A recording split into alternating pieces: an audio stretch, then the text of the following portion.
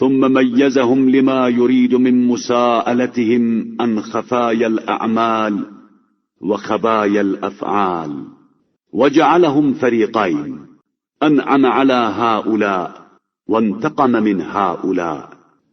اور مخفی اعمال پوشیدہ افعال کے سوال کے لیے سب کو الگ الگ کر دیا جائے گا، اور مخلوقات دو گروہوں میں تقسیم ہو جائے گی، ایک گروہ مرکز نعمات ہوگا اور دوسرا محل انتقام۔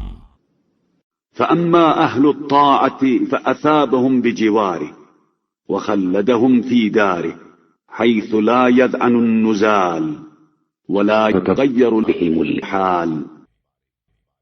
اہل اطاعت کو اس جوار رحمت میں ثواب اور دار جنت میں ہمیشگی کا انعام دیا جائے گا، جہاں کے رہنے والے کوچ نہیں کرتے ہیں اور نہ ان کے حالات میں کوئی تغیر پیدا ہوتا ہے۔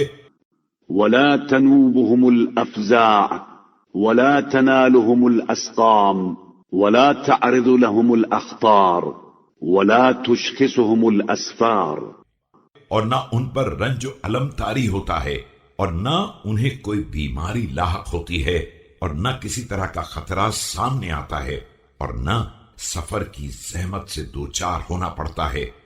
وأما أهل المعصية فأنزلهم شر دار وغل الأيدي إلى الأعناق وقرن النواصي بالأقدام۔